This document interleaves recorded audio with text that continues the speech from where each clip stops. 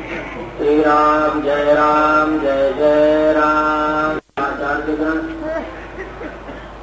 अध्यक्ष महोदय, देवियों तथा सत्य,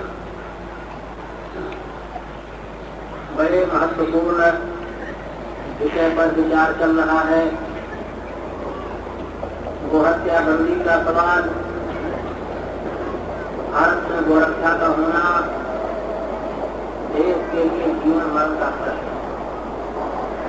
यदि आप चाहते हैं हर एक दृष्टि से, धार्मिक दृष्टि से, आर्थिक दृष्टि से, व्यवहारिक दृष्टि से हिंदू धर्म, हिंदू संस्कृति, हिंदू सभ्यता जीवित और सुरक्षित रहे, तो पूर्ण रूप से गोवंश हत्या बंद होनी चाहिए। श्रद्धेय स्वामी कृपाचार्य जी महाराज के नेतृत्व में सन 47 से कई बार सत्याग्रह चला, जिसमें कई हजार लोग व्यक्ति जेल गए और कई ऐसे विद्वान महात्माओं का जेल में निधन भी हो गया। करोड़ों की संख्या में हस्ताक्षर सब भेजे गए, लेकिन भारत सरकार और राज्य सरकारों के काम पर कोई उसका प्रभाव नहीं पड़ा। सन 47 में, सन 50 में, 52-53 में कई बार आंदोलन चला। दूसरी संस्थाओं ने भी, आरएसएस वालों ने भी सत्याग्रह चलाया, प्रभुदत्त ब्रह्मचारी ने सत्याग्रह चलाया, और भी देश के जितने वो भक्त हैं सभी, कहीं कोई अनशन कर रहा है, कोई कुछ कर रहा है, बराबर ये प्रयास चलता रहा कि देश में गोहत्या बंद हो जाए। लेकिन आज तक गोहत्या बंद होना तो दूर रहा, अंग्रेजों के जमाने से भी बहुत अधिक मात्रा में, 4-5 मात्रा में गोहत्या भारत में जारी है। आप सरकारी आंकड़े रिपोर्ट देख सकते हैं, उससे आपको ये बात निर्विवाद रूप से सिद्ध हो जाएगी कि अंग्रेजों के जमाने से भी बहुत अधिक गोहत्या शुरू हो। एक और कलंक की बात है, जहाँ स्वतंत्र होने पर सर्वप्रथम भारत सरकार की ओर से, आकाशवाणी की ओर से कोई घोषणा होनी चाहिए थी, तो ये घोषणा होनी चाहिए थी कि भारत का यह कलंक गोहत्या जो है आज स्वतंत्र होने के साथ ही समाप्त हो गया है। पाकिस्तान ने सिंध में स्वतंत्र होने के बाद गोमांस, सुपर मांस कानूनन बेचना बंद कर दिया, कानूनन सुपर मांस पर अपराध लगाए, और पाकिस्तान बनने पर बड़े जोरों से वहाँ गोहत्या चालू हो गई थी। हिंदुओं का दिल दुखाने के लिए जीना कबाब, रियासत काल कबाब के नाम पर खूब गोमांस बिकता था, लेकिन पाकिस्तान की लेकर ठिकाने आई, उसने भी समझा कि हमको बैल की जरूरत है, दूध दही की जरूरत है, खेती की जरूरत करने के लिए बैलों की आवश्यकता है, उसने भी बहुत कुछ माने गोहत्या को पर रोकथाम लगाई। लेकिन भारत सरकार के लिए इसका कोई मातृ प्रश्न नहीं है। मुस्लिम शासकों ने भी हिंदुओं के इस भावना का सम्मान किया। कहते हैं अकबर के जमाने में बड़े जोरों से गोहत्या चल रही थी। उस समय अकबर के दरबार का एक कवि जिसका नाम नरहरी आता है, उसने गायों का एक डिप्यूटेशन अकबर के दरबार में पेश किया और एक कविता गायों के गले में लिखकर बांध दिया। अरे धर्म धर्म काज नहीं माल सकत कोई, हम संसद धर्म भजन उच्चरण दीन कोई, हिंदू मधुर एक कटुक को सहन दीवान त्यागी, अमृत पहले श्रवण भक्तमय संबन ज्ञानी, कहकर नरहर अकबर विरोध गौ जोरे करम, अपराध कौन मोहि मार्य चांद के लिए शरण। कहते इस कविता को सुनते ही अकबर ने शाही फरमान के द्वारा गोहत्या बंद कर दिया। कविता का स्पष्ट भाव कि हम मुसलमानों को कोई कड़वा दूध नहीं देती है, हिंदुओं को कोई मीठा नहीं देती है, मरने पीछे हमारे चमड़े तक के उपयोग में आते हैं। इस तरह से मुसलमानों ने भी अभी कालीचरण पौराणिक बता रहे थे कि उन सबों मुस्लिम शासकों ने भी गोहत्या का बहुत कुछ विरोध किया। अंग्रेजों ने भी ब्रजभूमि के भीतर लाद लेट में 1897 में कानूनी अपराध गोहत्या को माना था। एक तरह से विदेशियों और विधर्मियों ने भी हिंदुओं के भावनाओं का सम्मान किया। लेकिन स्वतंत्र भारत में अपनी सरकार जहाँ बहुमत मान्य मिनिस्ट्री में सब जगह हिंदुओं का, वहाँ अधिक से अधिक गोहत्या शुरू हो गई। सज्जनों, गोवंश से बढ़कर और क्या धार्मिक महत्व आप समझिए। बड़े बड़े आप देवताओं का मंदिरों में जाते हो, चरणामृत लेते हो, ऋषि मुनियों का महात्माओं का चरणामृत लेते हो, लेकिन मलमूत्र किसी का पवित्र नहीं माना गया। केवल एक गाय एक ऐसा प्राणी है गोवंश, जिसका मलमूत्र तक पवित्र माना गया है। बड़े बड़े महापाप भी हो जाते हैं, प्रायश्चित करने के लिए पंचगव्य बनाया जाता है और श्लोक पढ़ा जाता है, जब स्वस्तिगतम पापम देवे प्रतिमान के प्रार्थना पंचगव्य निर्विंदनम। वह पंचगव्य 80 तक के पाप को दूर करने वाला उसका महत्व बताया गया है।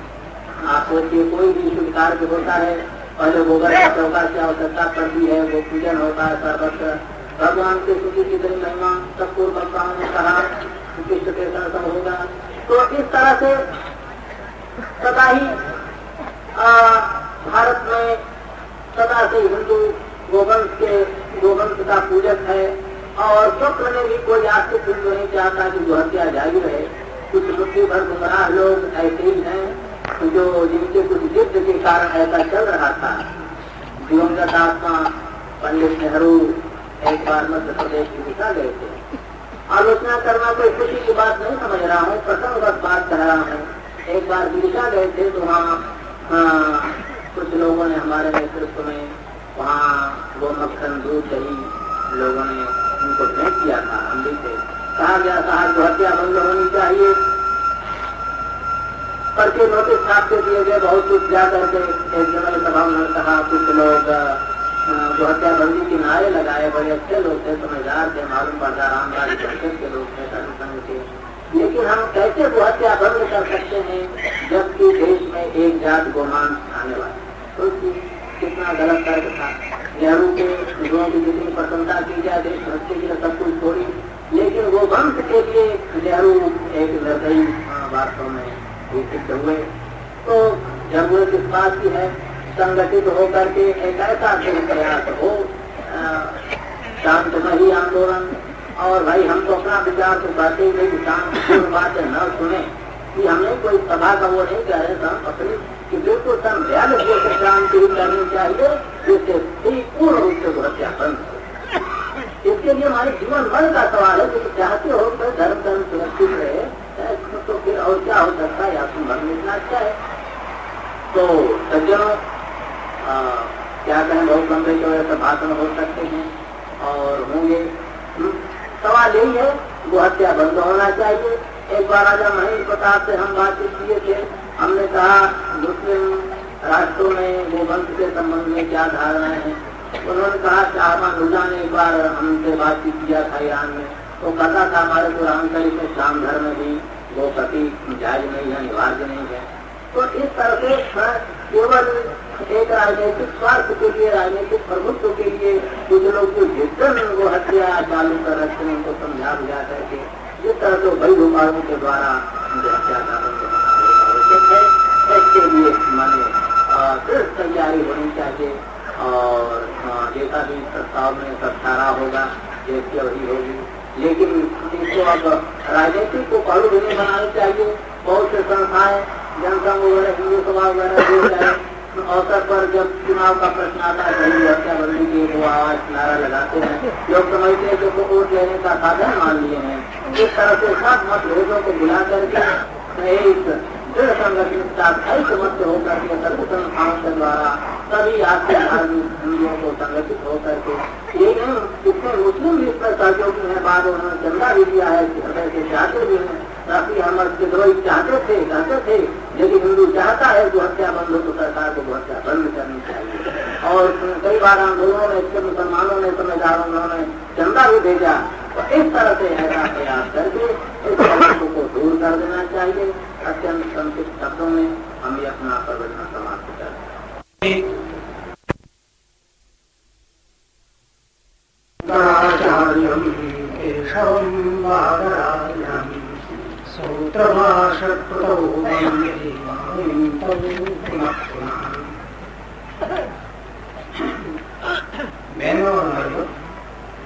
मैं गुजरात में से आता हूँ, मेरी मातृभाषा गुजराती है, मैं हिंदी में बोल सकता हूँ, परंतु कदापि त्रुटि आए उस कारण से, और ये विषय कायदा कानून का भी है और मैं कुछ कानून जानता हूँ, उसके लिए मेरे को लगता है कि आप सर की रजामंदी से मैं जो इंग्लिश में बोलूं तो मेरे को आप कुछ माफ करना।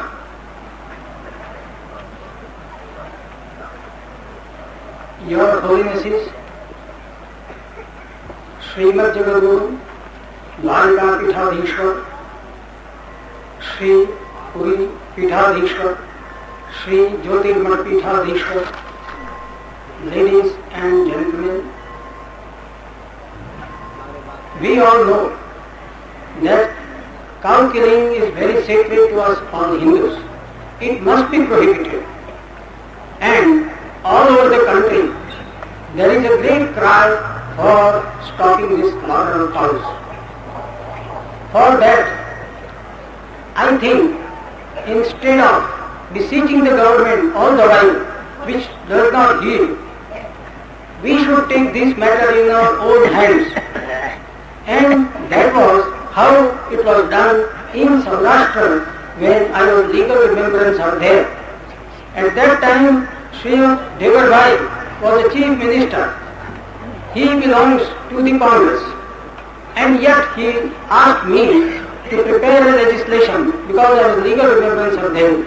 He asked me to prepare a legislation which stops this cow slaughter. I was so much pleased that a leading congressman asked me to prepare such a legislation, and I think most of the Congress people desire that cow slaughter must be prohibited. But they are unable to give out their voice in their party. But if such a strong agitation is made, perhaps some of them may be converted and may themselves lead this question in their own party. The point is this: we want the government to make a legislation to prohibit cow slaughter. And you know that there is a law, Animal Preservation Act, by which any slaughter of any of animals outside the slaughterhouse is altogether prohibited. So no cow can be killed outside the slaughterhouse, that is certain. If anybody kills, it is an offence. Similarly, there is a provision in the law that no animal which yields milk can be slaughtered, shall be slaughtered outside or even inside any of the house or slaughterhouse or any of the premises of anybody. That is, no milch cattle shall be slaughtered. That means a cow which gives milk cannot be slaughtered by law. It is prohibited. If anybody slaughters a cow which gives milk, it is an offence. So there is that much law. Now the only question comes, whether a cow can be slaughtered in a slaughterhouse. For that, there is a provision in law that no animal shall be slaughtered unless a veterinary doctor certifies that the animal to be slaughtered is fit to be slaughtered. That is, whether an animal is diseased, whether by eating its flesh it will be harmful to the people. That the veterinary doctor has to see and certify that particular animal is not of that type and therefore can be slaughtered. Without his certificate, no slaughter can take place. Therefore, what I did, instead of preparing a long act, what I did was to make an amendment in this very section by only one line. The line is, no animal shall be slaughtered without certificate of a veterinary doctor that the animal to be slaughtered is fit to be slaughtered. There an amendment was put, but that is an exception. But if the animal to be slaughtered happens to be a cow or a progeny, no veterinary doctor shall certify. That is, if the animal to be slaughtered is a cow or a progeny, then no certificate can be given by the veterinary doctor. That means total prohibition of cow slaughter altogether. That was done in Saurashtra. And it is still there. The law is still there. In Saurashtra, no cow can be killed. Similarly, there is another aspect also. So, if any of our members in Parliament, either belonging to the Ram Rajya Parishad or the Hindu Mahasabha, prepares such an amendment to the law and brings a bill before the Parliament, he must agitate and convert people of the Congress party to this side, and then only if majority of the votes can be obtained, then it is possible to get such a legislation made very easily. Then another aspect is there, that cows are killed in slaughterhouses, not outside. And who allows these slaughterhouses? Not the government, it is the municipalities. The municipalities give licenses for slaughterhouses. If the municipality, if any particular municipality stops the slaughter or stops giving license, no slaughterhouse can be maintained in the province or in the jurisdiction of the municipality. There have been such municipalities in Bihar, in Mathura, and in such other places where the municipality does not give license for slaughterhouses, and thereby also the cow slaughter is prohibited there. Similarly, we should make an agitation while election of municipal members is to be made, that if a particular member tells his voters that he will give a vote to the municipality not to give license to create a slaughterhouse, then only he should be elected, otherwise not. It is in the hands of us voters to give vote only to such persons who are in favor of prohibition of giving licenses. If in this way our own members are persuaded, then there will be no majority in the municipality to allow licenses to slaughterhouses. Therefore, I request all of you gentlemen to agitate whenever there is any election of any municipal members to be made, that if that particular member accepts the principle of not giving any license, then I think within a short time the slaughterhouses can be prohibited. So my request is both either to bring in, and there is an act, there is no doubt that there is an act, there is Animal Preservation Act, only it requires a small amendment. For that we should agitate. Our own some Parliament member must bring such an amendment act before the bill before the Parliament and convert people or the members to his side. And on another side, people should take this matter on their own hands and should not vote any member for municipality who does not accept this principle of not giving licenses for slaughterhouses. If no licenses are given, there will be no slaughterhouses and no slaughter cows. This much my views I place before the people as a lawyer and as a person coming from Gujarat side, which is altogether in favor of prohibition of cow slaughters. I belong to the Baroda state, and the Baroda state has totally prohibited cow slaughter. The Maharaja Baroda was Go Brahmana protector. Therefore, not even slaughter, but no cow could be auctioned off in execution of decrees. No cow. Supposing a cow is attached, then no cow could be attached and no cow could be sold to a person who takes this profession of slaughtering. If any such person comes forward to purchase a cow in auction, then the auction should be stopped. The judiciary was asked not to proceed further with the execution and thereby save the cow. That was the law. But therefore I say that it is in our hands to make agitation both in Parliament and also outside in municipalities, whereby we can easily bring this stoppage of slaughter of cows within a short time. Thank you. गोरक्षा अभियान सम्मेलन अनुरोध करता है कि वर्तमान देशव्यापी अन्न संकट और महंगाई का मूल कारण गोहत्या है। कारण ये है कि सरकारी आंकड़े हमको बताते हैं, उनके अनुसार वर्तमान समय में 85 करोड़ मन दूध और 1.5 करोड़ मन घी की जो कमी हो गई है, ये स्वाभाविक है कि दूध और घी के न मिलने के कारण ही अन्न अधिक खाया जाता है। यदि आज इतना दूध और घी मिलता तो ये अन्न संकट का कभी अवसर ही प्राप्त ना होता और इतनी महंगाई जो हो गई है ये कभी हमको देखने को न मिलती।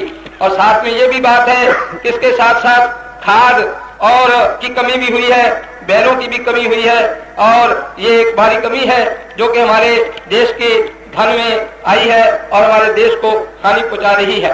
अतः ये सम्मेलन नए बनने वाले जितने बुच्छड़खाने हैं, 4 जो कि बम्बे, दिल्ली, मद्रास इत्यादि में बन रहे हैं, उनको रोकने के लिए कि न बना जाए, सरकार से ये पक्का ये विरोध करता हुआ इनका किसान किसानों का दृढ़ता से इसका विरोध करता है और सरकार से मांग करता है कि इनको बंद कर दिया जाए। और इस संबंध में श्री शेर जी भी आगे कहेंगे, मैं अधिक नहीं कहना। परम पूज्य जगतगुरु शंकराचार्य जी महाराज, परम पूज्य कल्पात्री जी महाराज, संत मुनिराज विद्वद्गणों के चरणों में प्रणाम करता हूँ और आप सभी नगर निवासी नागरिक यहाँ उपस्थित है, उन्हीं के चरणों में भी प्रणाम करता हूँ। गौ माता के उपयोगिता और उसकी महत्वता के ऊपर तो कुछ कहना नहीं है, सब लोग जानते भी हैं।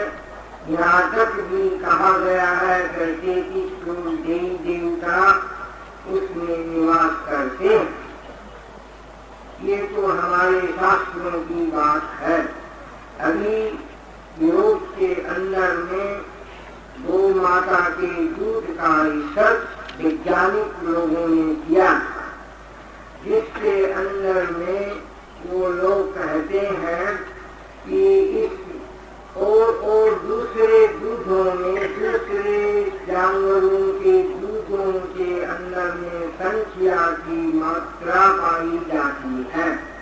इस दूध में बिल्कुल ही संख्या की मात्रा नहीं पाई जाती है। ये अभी हाल में वैज्ञानिकों का रिसर्च है। इसलिए हमारा जो शास्त्रीय प्रमाण है वो रिसर्च किया हुआ है। इसकी उपयोगिता दूध घी की जो उपयोगिता भगवान ने बतलाई, हमारे ऋषियों ने बतलाई, मानव जाति के कल्याण के लिए बतलाई, वो सब तो है ही।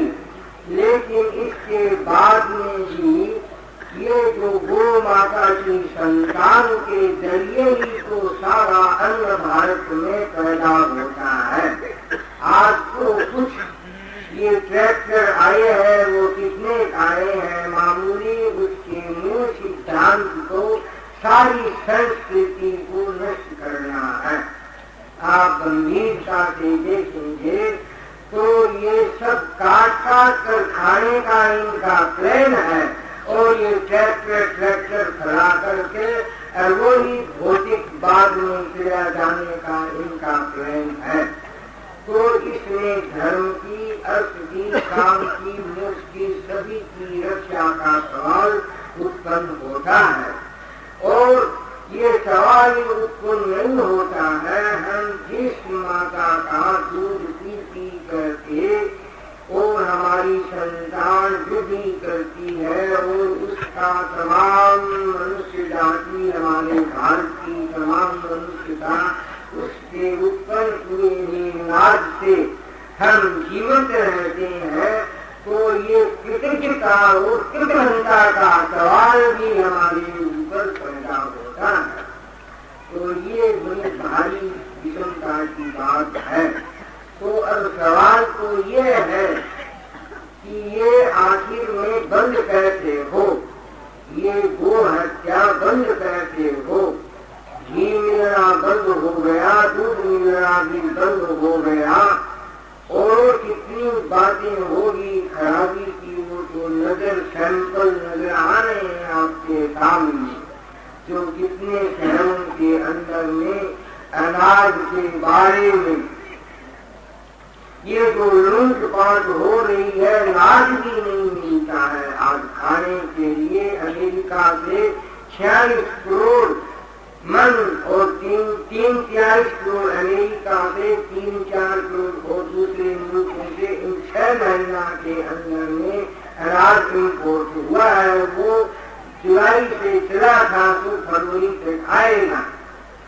इस पर भी लोगों की भूख को मिट्टी में, सारे राजस्थान क्या, सारे भारत में क्या, केरला में भी अभी तक चल रही है। यहाँ से चावल जा रहा है पंजाब से, उधर तमाम कितना भयंकर उत्पात है, ये शंकर है, ये सब प्रायश्चित है, ये तमाम ऋषि मुनियों का और हजारों वर्षों का रिसर्च देश में लोकमान प्रकाश, सब लोगों का, गांधी जी प्रकाश, सब लोगों का कहा हुआ कि ये हमारा पुराण होते ही इनका विश्वास दिलाया गया था पुराण के अंदर में, उस आंदोलन में, कि हमारा राज्य होते ही, पुराण होते ही ये पहले को 15 मिनट में बंद कर देंगे। 15 मिनट तो लग रहा, 15-17 18 वर्ष बीत गया और हाथ भी खुलती नहीं। अभी मुनि जी ने कहा कि अंग्रेजी राज से ज्यादा हत्या हो रही, ये बात ठीक है। तो ये भयंकर अवस्था ये चल रही है, ये असल में बंद कैसे होगी? सवाल तो ये है। पूज्य कल्पात्री जी महाराज, हाँ, एक अभी विनोबा जी भी कलकत्ता में आए थे, कुछ ही महीने हुए। हम लोग एक डेपुटेशन लेकर उनके पास गए थे कि इस विषय में भी आप बंगाल के अंदर में कुछ बोलिए। तो उन्होंने एक दफे को कहा, हम कई दफे बोल चुके, हमने कहा एक दफे फिर बोलिए, ये बंगाल है, यहाँ स्लोटर हाउस सारे भारत का बन गया है ये, तो यहाँ बड़ी आवश्यकता है। तो उन्होंने कहा हम बोलेंगे।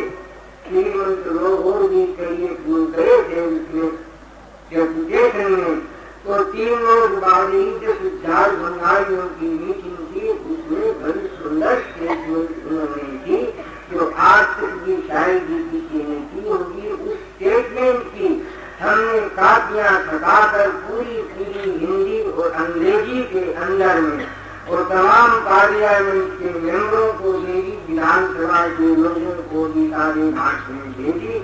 हिंदी की मिली नहीं, अब आती दफे में 10-5 कापी मुझे मिली अंग्रेजी की, मैं ले आया जो जगत गुरु शंकराचार्य जी को उनको अभी दे देना। तो कहने का मतलब इतना नहीं कर लेटेस्ट में भी यदि विनोबा जी देते भी महान पुरुष भी इस विषय में आर्थिक धार्मिक सभी रकम से इनकी महत्वता बताई और कहा कर ये तो बंद होना ही चाहिए, नहीं तो बड़ा भारी देश को नुकसान होगा। ये सब चारों में से बोलते हैं, सारी हिंदू जाति, सारी स्कूल आदमी, कितने बड़े बड़े विद्वान, कितने बड़े बड़े आचार्य, कितने बड़े बड़े धर्मावलंबी, बड़े बड़े लोग और सभी की भावना, और ये फिर बंद नहीं होती। बड़ी आश्चर्य की बात है। आज तो वोटों पर राज होता है, जब काम आता है तब वहीं जाकर सब भूल जाते हैं। लोग शीतलता आ गई चारों में, ये क्या कारण है, कहाँ खोट है, ये सब देखना होगा। ये बड़ा भारी घुसकर इसके भीतर में निरंतर खोज करनी होगी। ये बात इतने 40 आदमियों की भावना और उसमें ये सेक्युलरिज्म के नाम पर ये कोई सेक्युलरिज्म का क्या अर्थ है?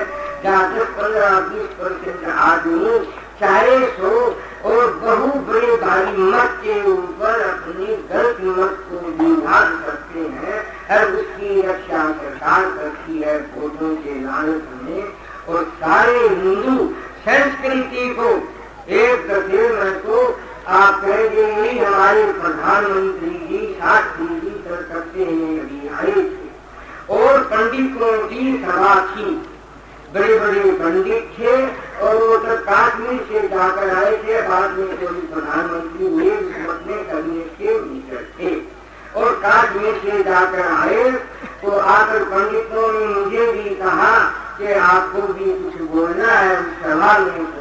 तो मैं जाकर कहा कि मैं तो बोलूँगा, तो गो रक्षा के बारे में बोलूँगा। तो उन्होंने कहा बोलिए आप अपने पूछा।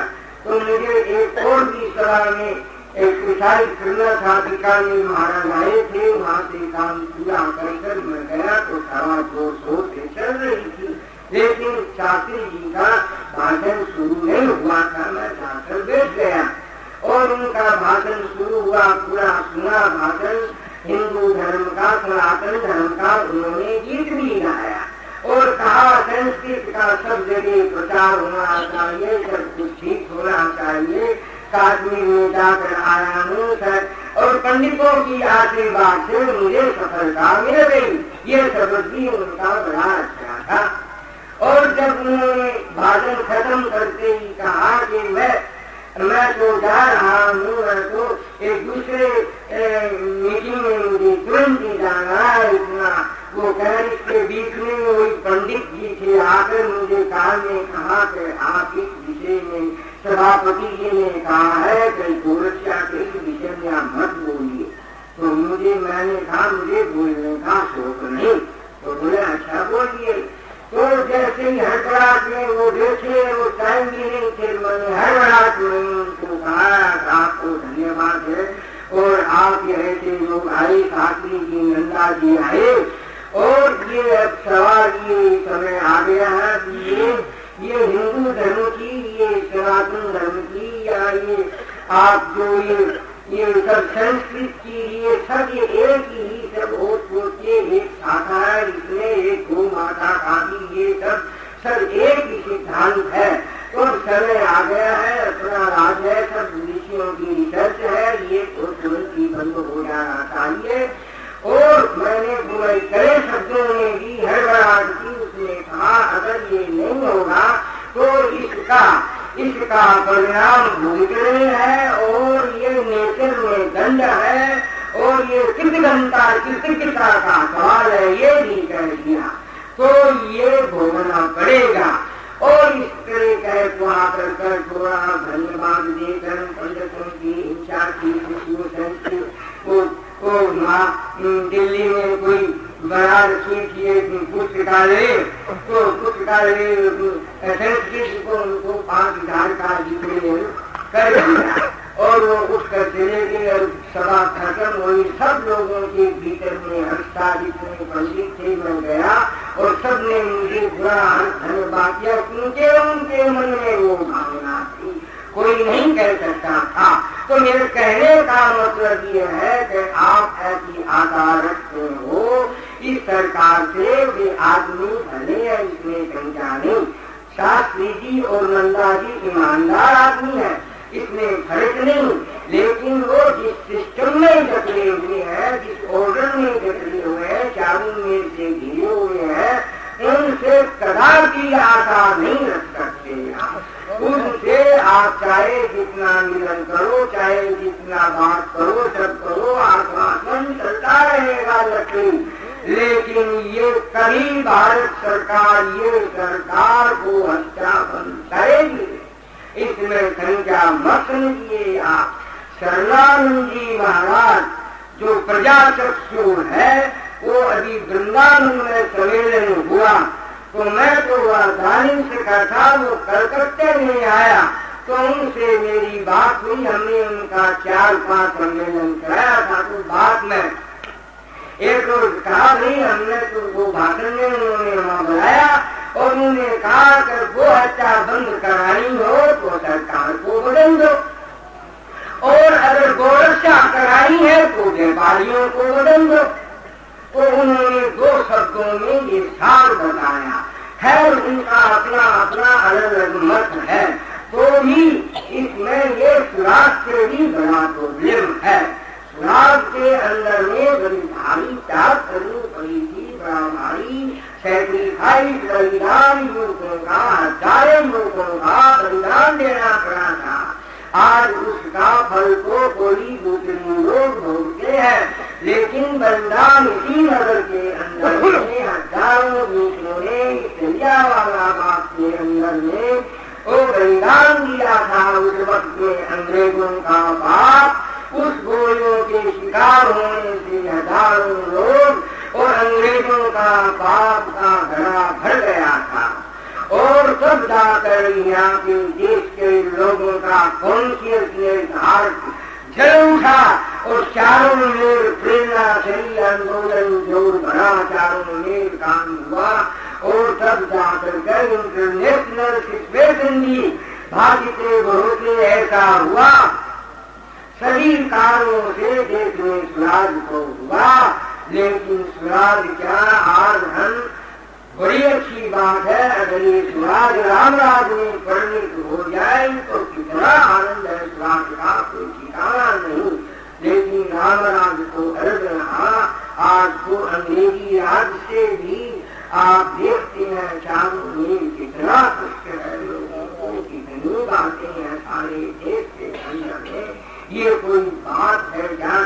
ये तमाम देश से चारों मेल से कर्जा चल रहा है, वो कंस्ट्रक्शन देश का है नहीं भीतर के अंदर में, और ये विनाश का प्रोडक्शन होता नहीं, जनसंख्या बढ़ रही है, रात ब्रह्मचर्य इत्यादि की जो मजबूती की ये हथियार है, देश की खाद्य पदार्थ बड़ी बड़ी चीजें जो पैदा होती है सब एक्सपोर्ट करते हैं, बदले में एरोप्लेन हथियार कलेक्शन करते हैं, चाइना आई देश की रक्षा करेंगे।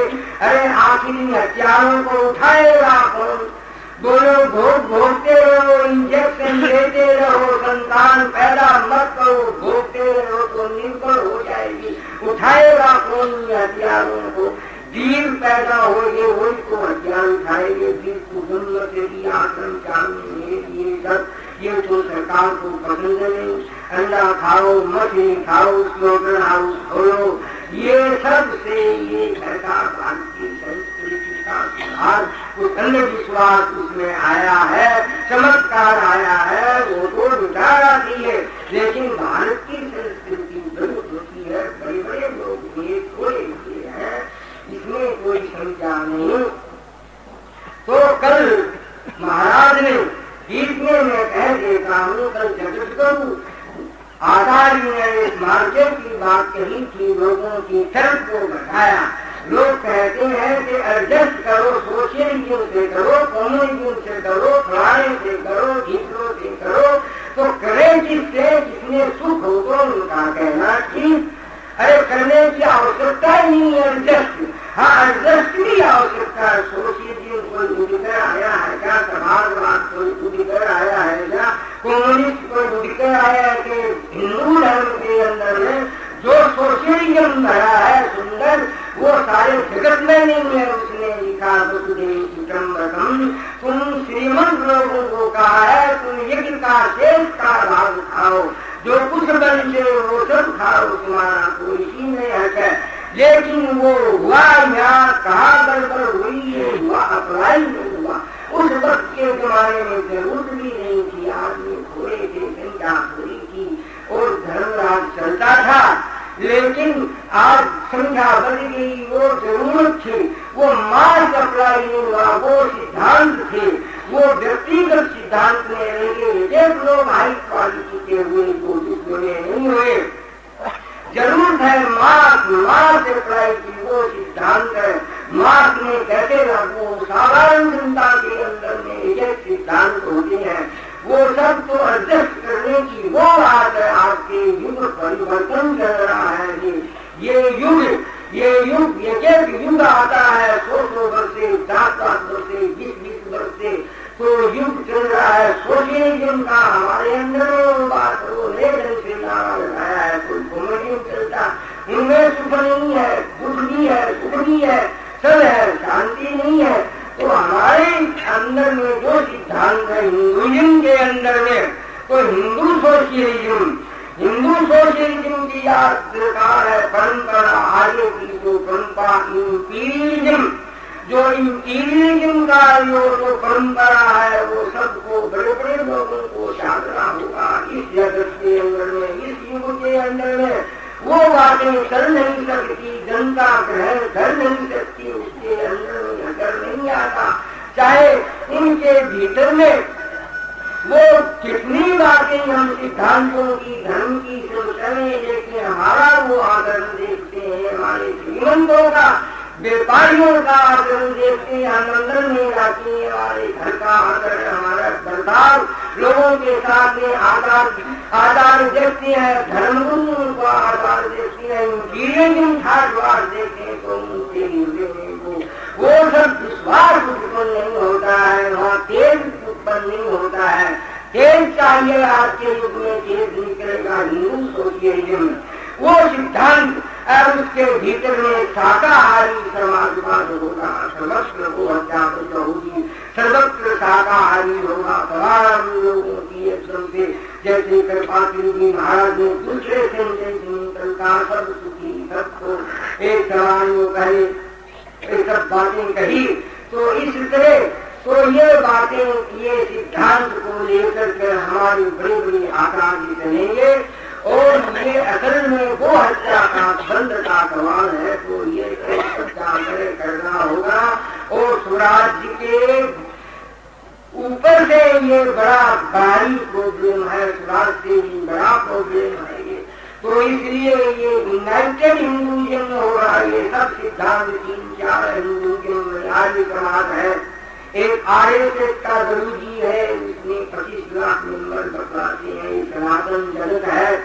इस तरह ये 3-4 प्रॉब्लम है, लेकिन सबका अलग अलग हिसाब है, अलग अलग सिद्धांत है, अलग अलग नारा तो एक ही समुद्र में पड़ता है, लेकिन यहाँ अलग अलग नदियां हिसाब कर रखा, संगठन नहीं है। तो ये जब तक संगठन नहीं होगा सबका, इसको पावर चाहिए, ये सब पावर ले लीजिए, इस तरह संगठन रूप धारण करके मजा है कोई लोग ने 40 आदमियों के अंदर में ये सब ये उसकी भावना को ठुकरा सकता है कई लोगों ने, लेकिन चलता है बातों से कंप्लेनिंग करना पड़ता है। जैसे सरकार प्लानिंग करती है छोटे वर्षीय योजना, योजना, सेकंड योजना, थर्ड योजना, फोर्थ योजना, इनकी योजना तो ये डर नहीं है, ये तो नकल करते हैं रशिया चाइनीज की। वो जो योजना करते थे वो तो मैन पावर की योजना करते थे और सब जितने राष्ट्र के अंदर में मनुष्य थे उनको काम में लगा दिया और सब राष्ट्रों ने उनका बायकाट कर दिया। बोलो उनको कुछ मत दो, लेकिन बोलो मत दो, हम सब काम करेंगे। पृथ्वी माता में लग गए, सब राष्ट्र पावरफुल बन गए हैं, बन गए हैं खाली भौतिक तत्व के अंदर में। तो हमारे अंदर में पूरे 40 आदमी वो सब काम सब करते हैं, खेती बाड़ी ये जो भी ऐसे परिस्थिति के वश करते हैं, ऐसे जोड़ नहीं होता है। कितने आदमी सब वर्क में लगना होगा, तमाम प्रोडक्शन बढ़ेगा, तब जाकर इतना काम चलेगा। तो इस तरह ये सत्याग्रह का मूवमेंट करना होगा। सत्याग्रह 2 रकम का होता है, एक सत्याग्रह सरकार के ऊपर और यूनाइटेड हिंदुइज्म होगा, तब होगा वो सत्याग्रह, सब मिल जाएगा तो उसका पूरा असर आएगा। दूसरा सत्याग्रह मैं नहीं समझता हूँ, मेरा कहना गलत है, परंतु निर्णय में आया हुआ आप दूसरों के सामने रखता हूँ।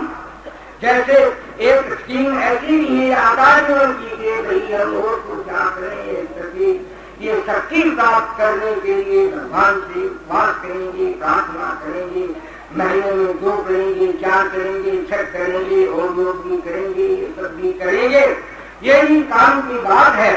लेकिन इससे और भी नीचे की बात है।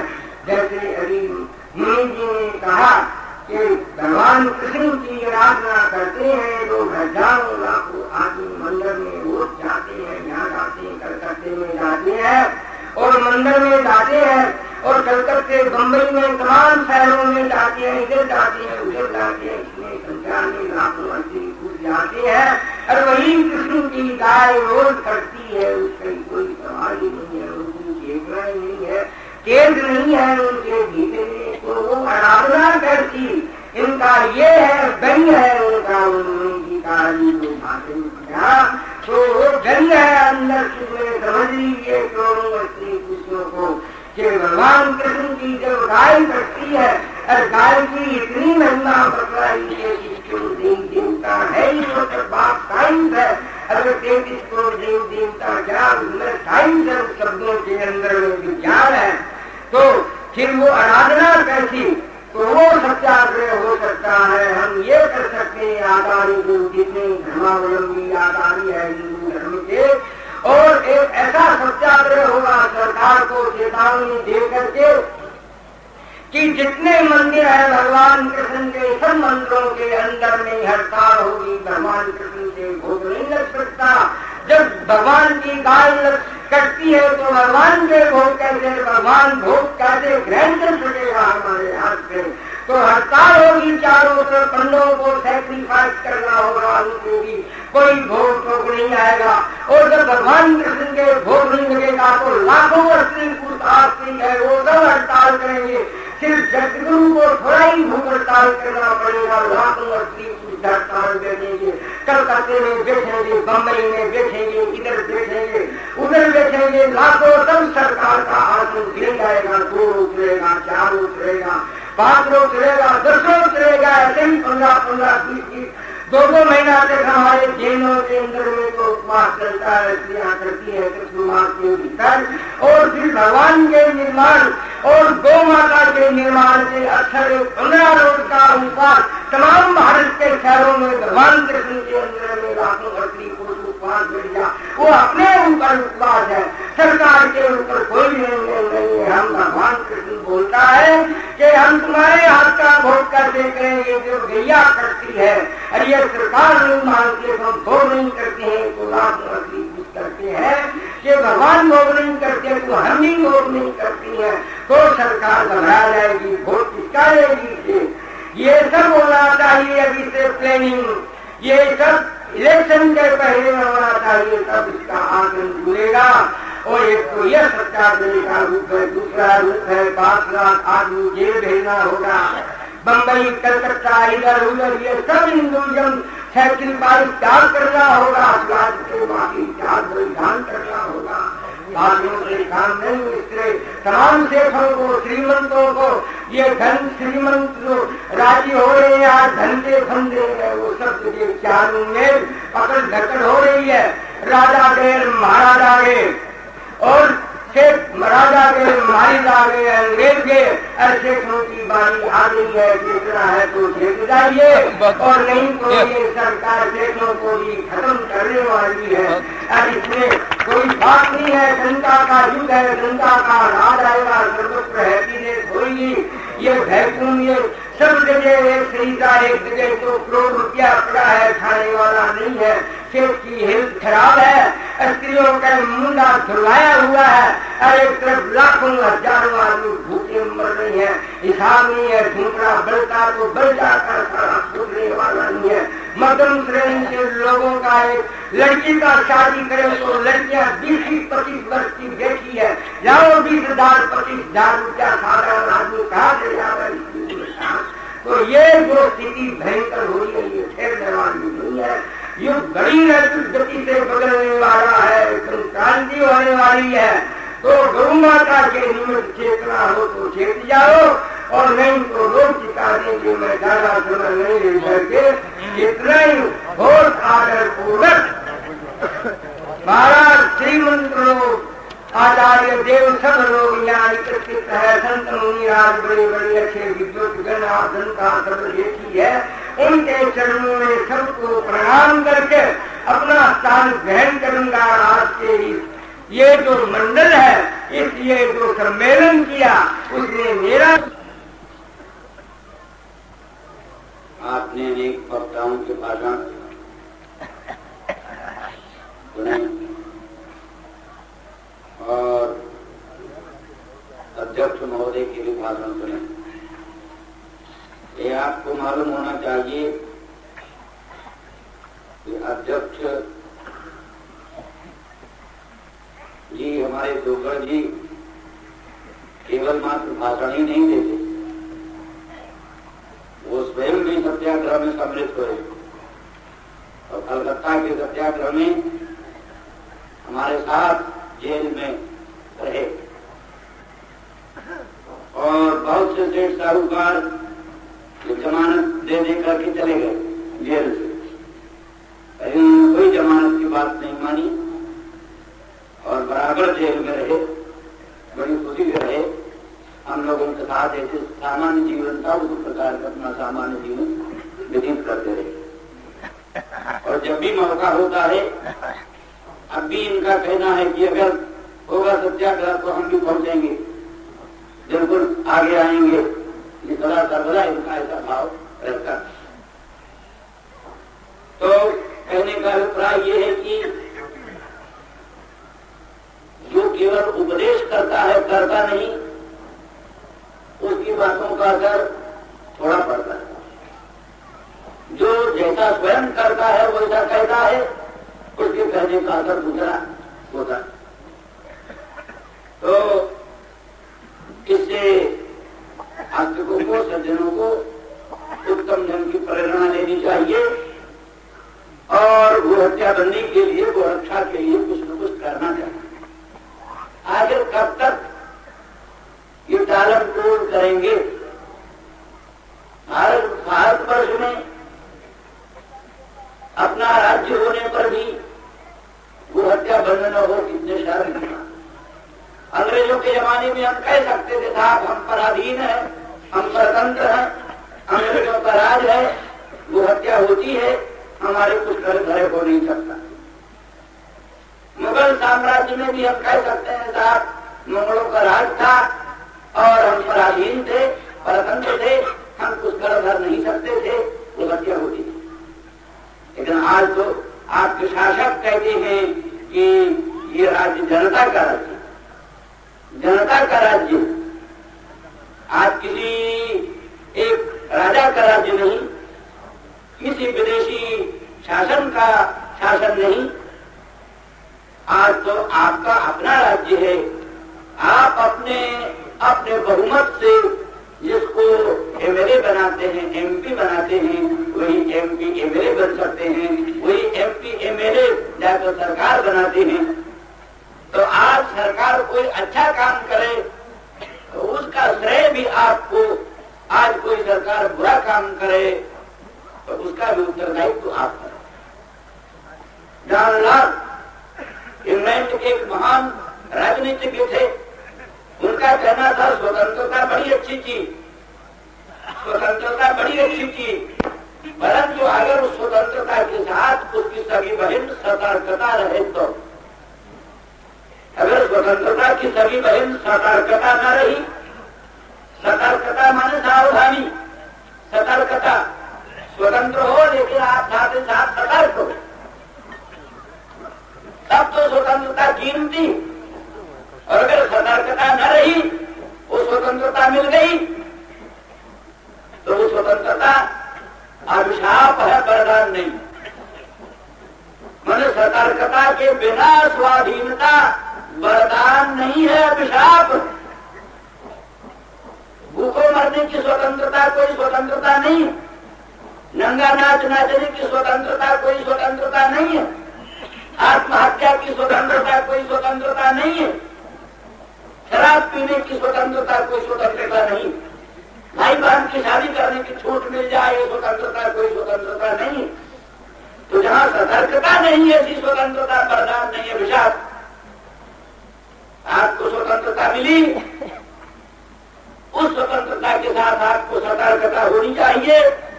आप अपने बहुमत से जैसी सरकार बनाते हैं, जैसे लोगों को एमपी एमएलए बनाते हैं, तो आपको सतर्क रहना चाहिए हमारे मत का सदुपयोग हो रहा है कि दुरुपयोग हो रहा है। हमने जो मतदान किया है, हमने जो वोट दिया है, हमारे वोट का सदुपयोग हो रहा है कि दुरुपयोग हो रहा है। ऐसा नहीं, ऐसा तो नहीं कि हमारे ही वोट से बनी हुई सरकार हमारे धर्म की हत्या कर रही, हमारे वोट से, हमारे मतदान से बनी हुई सरकार हमारे गायों की हत्या करा रही, हमारे बैलों की हत्या करा रही, हमारे धर्म, हमारी संस्कृति, हमारी सभ्यता का सर्वनाश कर रही है। हमारे वोटों का ये तो नहीं उपयोग हो रहा है, ये हमारे वोटों का दुरुपयोग है कि सदुपयोग है, इस बात का विचार न करना वही सतर्कता का भाव। अगर आप में सतर्कता है, सावधानी है, तो जरूर अपने मतदान का क्या सदुपयोग हो रहा है, क्या दुरुपयोग रहा है, इस संबंध में विचार करना आवश्यक है। यदि हम कई बार कहते हैं और आज भी कहते हैं कि राजनीतिक उद्देश्य से वो हत्या आंदोलन हमने ना आज तक कभी चलाया है, ना आगे कभी चलाने का विचार। वो हत्याबंदी के नाम पर, वो रक्षा के नाम पर वोट की भीख मांग कर हम एमएलए एमपी न बनाना चाहते हैं, न बनना चाहते।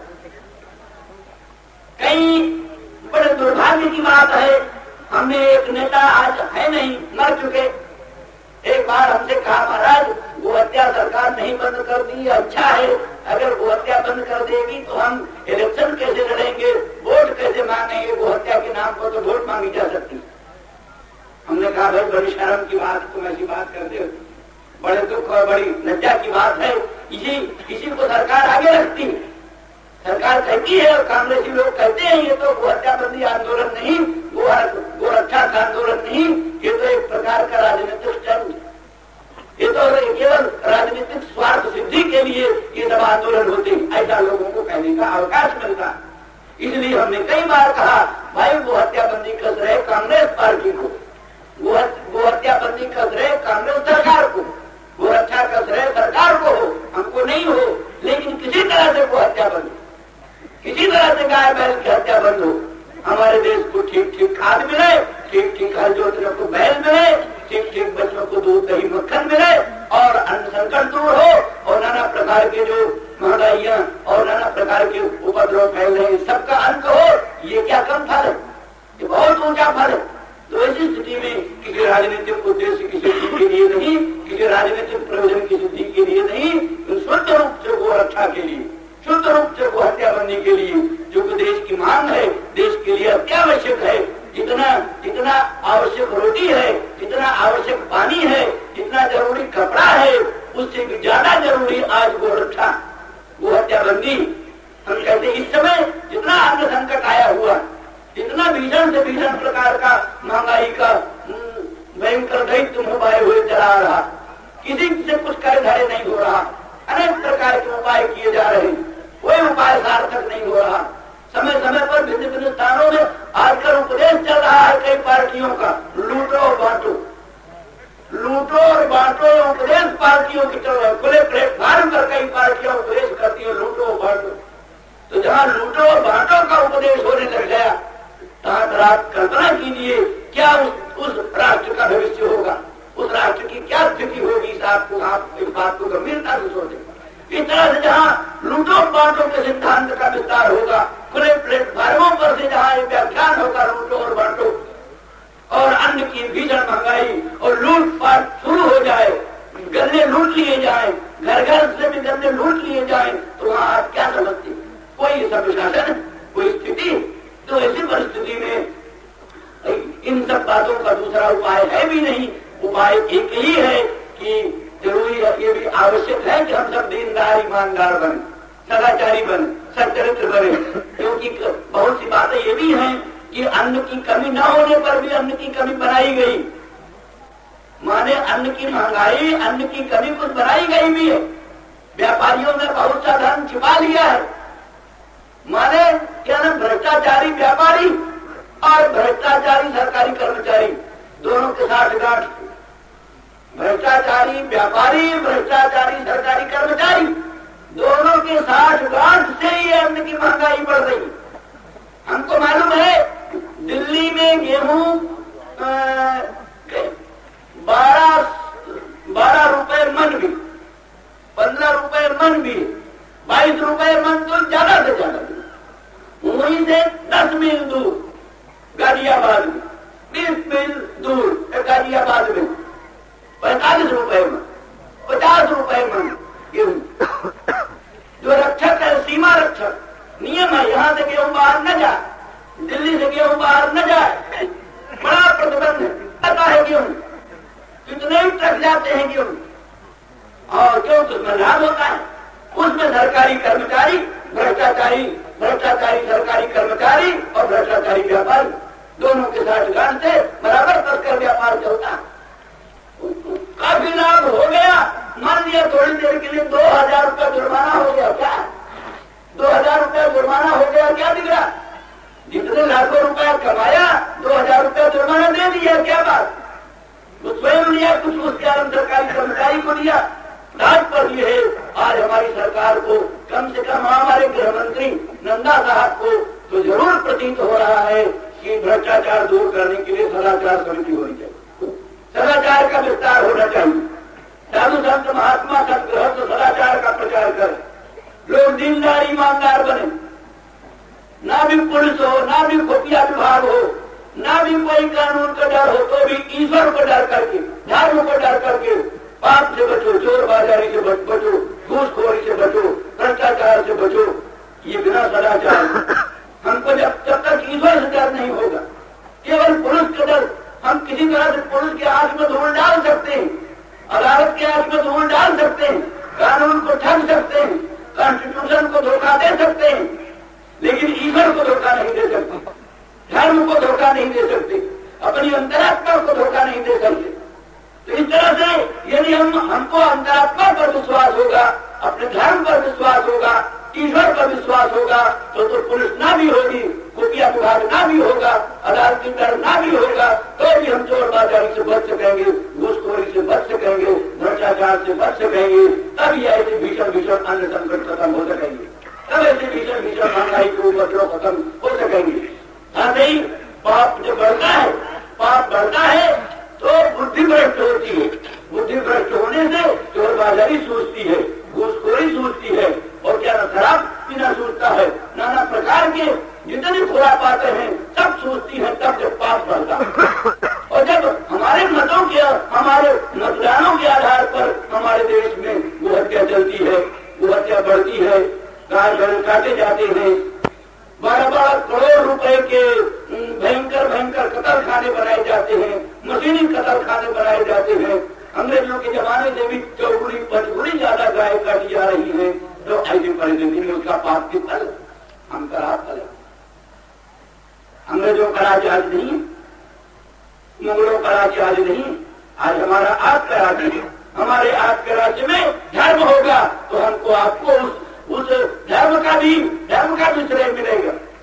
अगर हमारे आपके राज्य में अगर अधर्म होगा, अन्याय होगा, तो उसका भी उत्तरदायित्व हम पर आप पर होगा। इन सब बातों को समझ करके हो हमें कहानी छेड़छाड़ हो गए कहानी, ऐसे जो गैर जिम्मेदारी की बात सोचना उसको छोड़ना चाहिए। गैर जिम्मेदारी की बातों को छोड़ करके अपने ऊपर उत्तरदायित्व का अनुभव करना चाहिए। हमारा राष्ट्र है, हमारा देश है, हम राष्ट्र के नायक हैं, राष्ट्र के शासन में हम भी भागीदार हैं, हमारा भी उसमें हिस्सा है। इसलिए राष्ट्र में कोई भी गड़बड़ी होगी उस पर हम भी उसके लिए जिम्मेदार है। इस बात को सोच करके ठीक जान राज के अनुसार हमारी स्वतंत्रता के साथ उसकी सभी बहन सतर्कता रहे, सतर्कता का वियोग न हो, तब हमारी स्वतंत्रता का सही उपयोग हो सकेगा। तो सज्जनों, इस तरह से हमारा ये कहना है कि किसी प्रकार से राजनीतिक उद्देश्य को सामने न रख करके शुद्ध गो हत्याबंदी की दृष्टि से, शुद्ध गो रक्षा की दृष्टि से हमको इस संबंध में काम करना चाहिए। हम लोग अकोला में एक महाधिवेशन हुआ, वहां गोरक्षा के लिए, गो हत्याबंदी के लिए प्रस्ताव पास हुआ।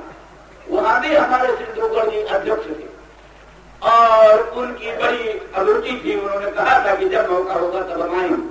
हम लोग वहां से प्रचार करते करते गए बम्बई आंदोलन छेड़ने के लिए, और जाकर के जहां वो कतल खाना बनाया जाने वाला था देवनार, वहां गए। वहां की सब जांच पड़ताल किया, कैसी भूमि है, कारपोरेशन की भूमि है, कहाँ बनेगा कहाँ नहीं बनेगा, सब पूरी जानकारी था। इतने ही में वहां रेडियो सुनते सुनते पंडित नेहरू ने घोषणा किया कि चीन ने हमला कर दिया, चीन ने हमला कर दिया। इसलिए अब सब लोगों को मतभेद भुला करके सरकार का हाथ मजबूत करना चाहिए।